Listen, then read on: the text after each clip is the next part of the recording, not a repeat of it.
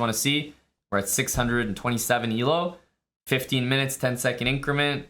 I'll play whatever opening, but you know, I'm trying to mix it up, trying to play everyone's favorite opening at least once, so that hopefully you get a game that's reasonably instructive in your favorite line.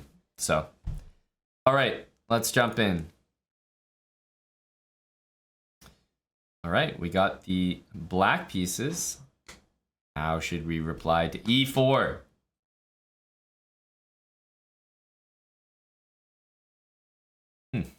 Many options. Many options. All right, I will start with C5. I'm not sure which Sicilian we're going to play or what my opponent's going to do next, but if it's knight F3, we absolutely have a lot of choice. So wait and see what he does. B3. Interesting. So B3 Sicilian, and there's a few different ways that you can reply to B3. As you can imagine, just about any move against B3 will make sense. You know, any Sicilian, even knight F6. G6 probably makes the least sense, but even that move is probably playable, you know. So against B3, while there are many options, I have to admit the one that I routinely find myself going back to time and time again is the move E5. Even though it makes a big weakness on D5 and on the light squares, it also really clamps down on the D4 move by white, so I've always liked it for that reason. Okay, let's just solidify this. My next move is probably going to be knight F6 to hit the pawn. And I mean, I guess the idea of this is to guard E5, strengthen it, make it real sturdy so that this bishop can't do very much from B2. So it's not an impressive piece. So knight F6, bishop E7, castle, but just establishing this pawn structure so that my opponent doesn't have an easy D4 move. So see how they develop. Bishop C4, I think absolutely one of the best moves that you have available for yourself. This knight wants to make an appearance on D4. I think for now, I'll just stick with bishop E7, nice and solid. A6 to threaten B5 will also be nice. White usually responds with A4 to stop that. So I think my next bunch of moves will probably look like castle, A6, knight C6, bishop E6. Basically those moves. Queen F3 already strikes me as a bit of a surprising move, because I think my opponent is sort of trending back in the I want to checkmate you on F7 direction. Which is a little worrying, I think. So knight C6, knight D4 now comes to mind. I think my opponent's next move wants to be knight D5. I'm almost sure of it. Knight C6, knight D5 takes, bishop takes, then castles is one way that looks pretty nice to play. Could also castle right away. Knight D5 takes, then knight C6. I think it'll all transpose. But knight C6 looks like a great place to start. I mean, I'm threatening knight D4. Why would I not want to put my knight on one of the best squares? And I'm about to go into the center and threaten the queen and threaten C2. So I think knight E2 and knight D5 would be the two moves that I'm expecting. But obviously, as I said, knight D5 really expected. Now, after takes, bishop takes, I have to reckon with queen takes F7, so I think I'll be long castling, or short castling. I could also short castle straight away. But I'm not really sure if that giving him the option to take the bishop is useful. So I think I'm going to take and then just castle. Should also point out that if the pawn takes, we'll play knight D4. Knight seems fairly good there, but I cannot imagine him playing anything except bishop takes d5 here. My opponent has not played poorly at all. I just don't like queen f3 by him. It's a little bit, I don't know. It's too much, I think. You know, it's going for the quick win or quick knockout with f7 being the target, but number one thing that I mention over and over and over in all these slow games against all these 4, 5, 600s that I'm playing here, don't bring your queen out that early. Bad things will happen. Queen will get attacked. It never feels like the right thing to do. So it'd be much better if white's queen was here and the knight was on f3. Much better. In fact, in this position, one move that I might enjoy playing, and maybe especially now, is the move knight b4. It hits the bishop, and it hits the pawn on a2 with a check. So knight b4 is now pretty attractive to me. King h8 and f5 might also be interesting. Same with bishop e6, but it's too difficult to refuse knight b4. A move I was going to do anyway, but now comes with an added threat there. So I like knight b4. If I take and the pawn takes back, I hope you guys are at least seeing the point of my opening because it's being demonstrated at the moment. The bishop on b2 is not a good piece right now. It's biting at the e5 pawn, which is very well defended. So I think what we're witnessing is just the setup that I've chosen is kind of working as well as it could possibly work here. The king's defended that, and my opponent really is playing well. But they've got this situation to deal with, which is that this bishop will probably never be a good piece. And it's, you know, just as easy for me to launch an attack over here as it is the other way around. So, although f5 looks extremely tempting here, bishop f6, I mean, just gains a lot of space. What I'm looking at is white having a non-existent attack over here, like very long time before pieces get developed. No d4 break. I'm looking at the fact that this king looks easy to attack. a5, a4. For example, a5, he probably has to play a4. Then at least I'm thinking there of like b5. Pawn takes and a4 and crashing through. I'm not sure that I want to pull the trigger on something like that aggressive this early, but those are the types of things that I'm looking at here, and I think they basically work. So instead of a5, which allows a4 and maybe c4 next to close everything, I'm going to play one of two moves. I'm going to play either bishop d7 or I'm going to play b5. Both of them have the exact same idea, being ready to deal with a4. Although b5 is useful for a5, a4, I actually don't think b5 is necessary. So it's like, if I play a5, a4, would I rather have my bishop here or my pawn there? I'd actually rather have my bishop so that my rooks are connected, everything. I'm going to go with this bishop move because I think that if I can choose between a pawn move and developing a piece, I'd rather pick the move that develops the piece. And after a5, a4, I can play b5, takes, and take with the bishop, and then go a4 next, and that will be very hard to stop. So both moves were really good there. It was kind of hard to pick. But ultimately, I'm going to go with developing a piece. And yeah, the plan now is a5, a4, with very easy attack against this king. We want to make sure not to let things close up. So if he plays c4, for example, then I would not play the move a5 because white would play a4. That would be very bad for me.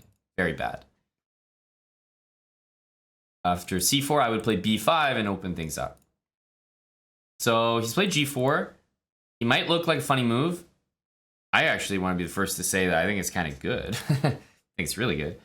Knight here, and then you have some light squares that you can start to play with.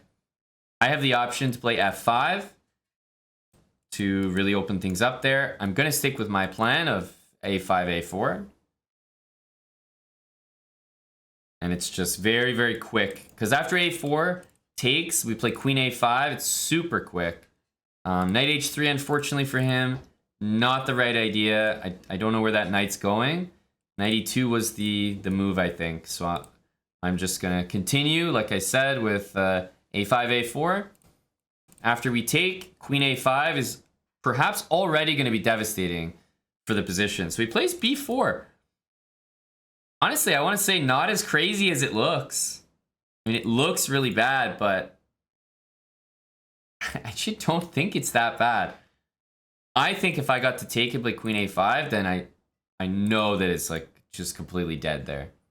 Somehow b4 keeps the a file closed, and like I can see why that works a little bit as an idea.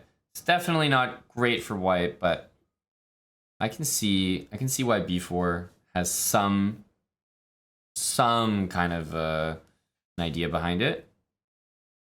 So a3, this bishop has to move. If it goes to a1, I'm looking at queen b6 and rook a4.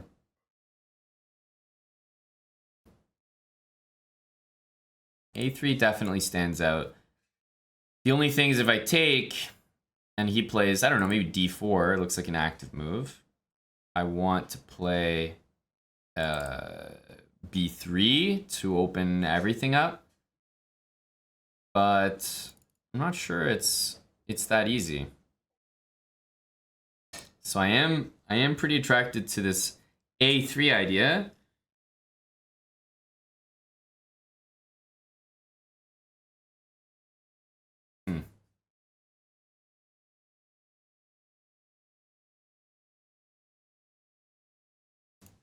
Yeah, I'm kind of torn. A lot of moves here. Taking is for sure, it's a great move.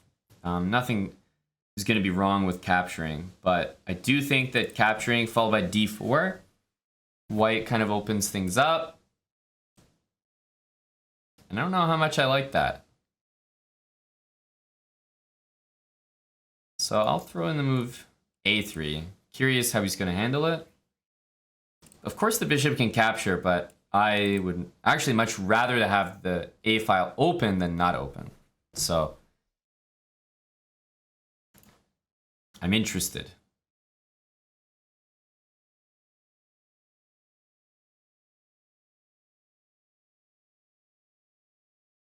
Many other moves possible. Bishop c1 is probably the worst. Of course, you want to keep the bishop on that diagonal.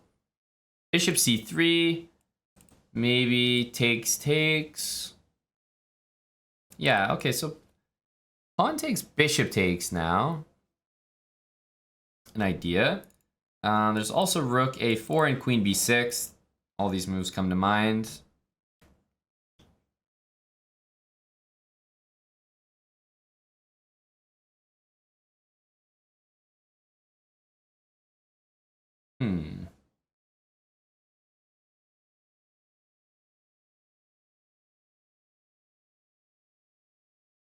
Yeah, I think this one might be the way.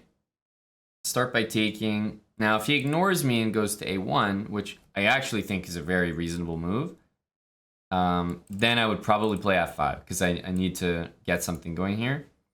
This one I was thinking might be exploited by playing queen b6 and rook a4 and maybe even looking for a sacrifice. There's e4 available, which also hits the queen. So between all these moves, I think I'll be able to put significant pressure there. So I think queen b6 is a reasonable starting move. Obviously a pin here. So most natural move to me is pawn to c3. And I don't know if we'll see this variation, but I'm definitely considering pawn c3, rook a4, king a1 to get out of the pin. What else?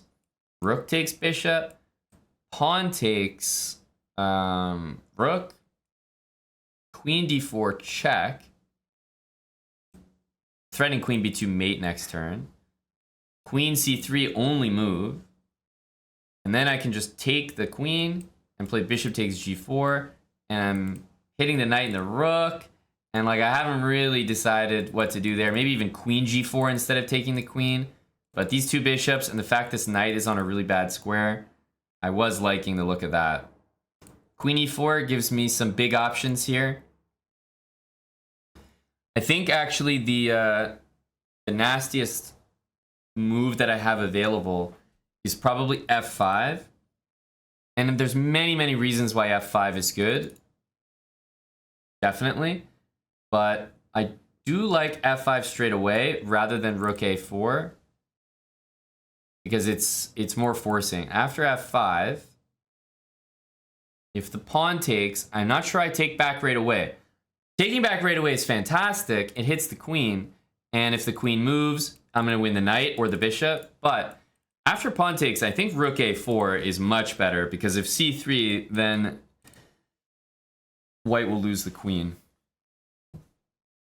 So, yeah, although taking bishop takes is, as I said, a great move. It wins a piece. But rook a4 should be a lot nastier. But I do this move first so that after c3, I'm ready to play bishop f5. For example, if I did rook a4 first, white played c3, and then I played f5, white wouldn't take because they see that bishop f5 is coming. So it's much more effective to go f5 first and then go rook a4. And I mean, simply put, c3 is the only move because of that. Now we run into this. Yeah. And I think the most annoying part about this is that even after you lose your queen, you're not out of the woods, right? It's not like you all of a sudden win or you're all of a sudden not getting mated. It's like you're probably still getting mated. So you're being attacked and you're down a queen. So it's the worst of both worlds.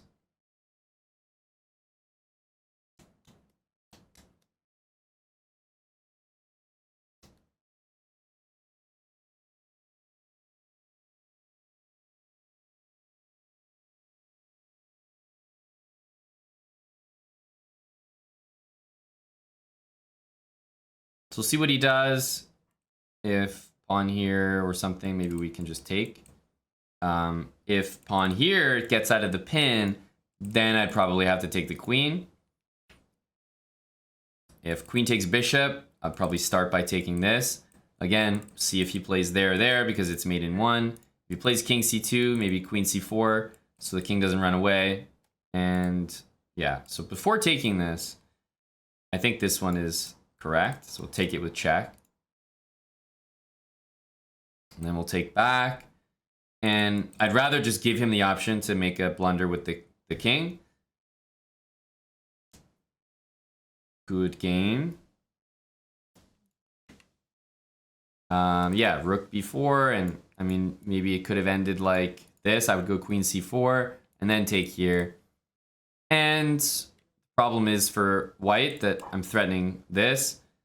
I'm also threatening queen e4. Depending on if the rook comes up, and I'm also, you know, coming into mate. Good game, good game. Let's see the game review. What happened here? Oh, they're spoiling me. Look at these. Brilliancies? No way. Couldn't be. What's our brilliancy, guys? What do you think? The only time I sacrificed a piece, technically, was the last move of the game, right? So, at f5, I'm not going to get credit for it. It's the algorithm likes sacrifices.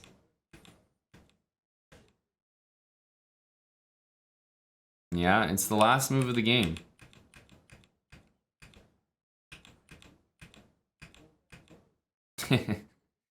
Brilliancy. Rook takes b4. Rook takes b4 and rook takes f5 are, you know, about the same. I do think rook takes b4 is simply better first, but it's literally the exact same situation. Brilliant. But I do like this in the opening. I mean, look, it's nothing special, but bishop b2, d6. and just focus on kingside development for now. And, you know, when I saw this move, I already knew it was probably going to be good for me. Knight b4 is so strong. You almost have to play c3 here, in my opinion. But long castle and knight b4 is already good for black. So here, I was very torn between these two moves. Like I said, I think they're both very, very strong. But ultimately, I would rather have a piece develop than move a pawn. So I went with this. And now a5. I don't think you can stop a4 from happening. And here's the thing. Like, b4 is definitely a mistake, but it's not as much of a mistake as you guys think. I thought it was a fairly reasonable move by my opponent here. Platinum Blonde! 50 gifted subs. What the hell's going on, Latinum? He's really cramming before the exam, so to speak. You know, buying those chessbrah shares before June 1st. Latinum's getting it all in before June 1st. D-Day. Where Twitch starts to reach in our pockets more. Latinum Blonde, 50 gifted subs, and it's been regular 50 bombs from Latinum. I was actually trying to tell him, hey, buddy, just so you know, those 5 gifted, those quick Cincos, they got a 0 on the end. Not sure if you know that. He said he does. That's cleared up. But thank you very much, Latinum.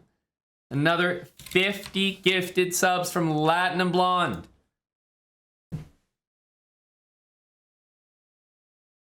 It is, James. We're definitely spoiled in that regard.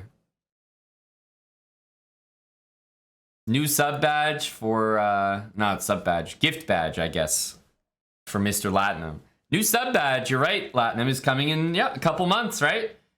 3 years. Thank you, Porlocks. Appreciate that.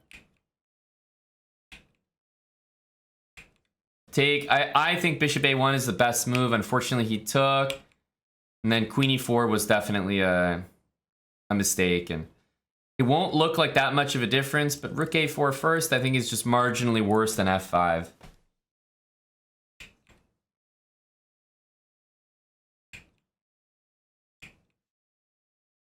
Yeah, I think this is nasty.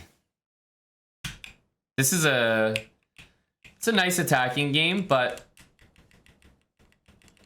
again, blunders from my opponent, few and far between. I thought he played a really good game, but I did not like queen f3. Again, bringing the queen out too early, far too early in my opinion.